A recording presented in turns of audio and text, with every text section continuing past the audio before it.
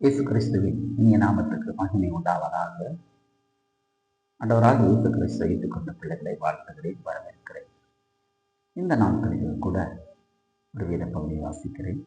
1 கொரிந்தியர் 12ஆம் அதிகாரம், அது 8வது வசனம். வேறு ஒருவனுக்கு அந்த ஆங்கினாலே அறிவை உணர்த்தும் வசனம். நாம் முதலாவது ஒரு வரத்தை குறித்து பார்த்தோம், ஞானத்தை போதிக்கிற வசனம் என்று.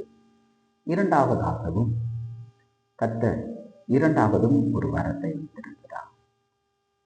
அதை நாம் வேதத்தில் வாசித்தோம். வேறு ஒரு அந்த ஆவினாலே அறிவை உணர்த்தும் வசனம் என்று சொல்லப்பட்டிருக்கிறது. அறிவு என்று சொல்லப்பட்டிருக்கிறது.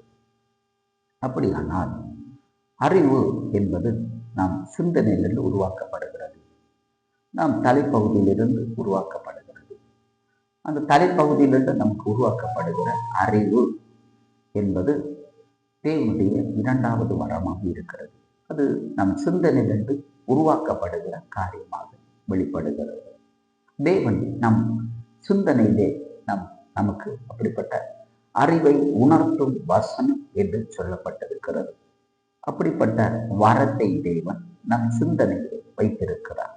அறிவை உணர்த்தும் வசனம். சில பிரச்சனைகள், சில காரியங்கள், தீர்வுக்கு உள்ளாத காரியங்களை தேவன் நம் சிந்தனை வழியாக கர்த்தர் இடைப்பட்டு அதன் வழியாக சில தீர்வுகளை உருவாக்குவார்.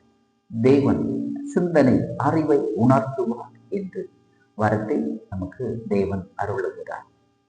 சில குடும்ப பிரச்சனைகள், தொழிலில் சில பிரச்சனைகள் இருந்தாலும் சரி, சில காரியங்களிலே நமக்கு சரியான முடிவு தீர்மானம் எடுக்க முடியலை என்று நம்ம தகைந்து நிற்கும் பொழுது நம்முடைய சிந்தனையிலிருந்து அது உருவாக்கப்பட்டு நல்ல ஒரு தீர்வை நமக்கு கொடுக்கப்படுகிறது.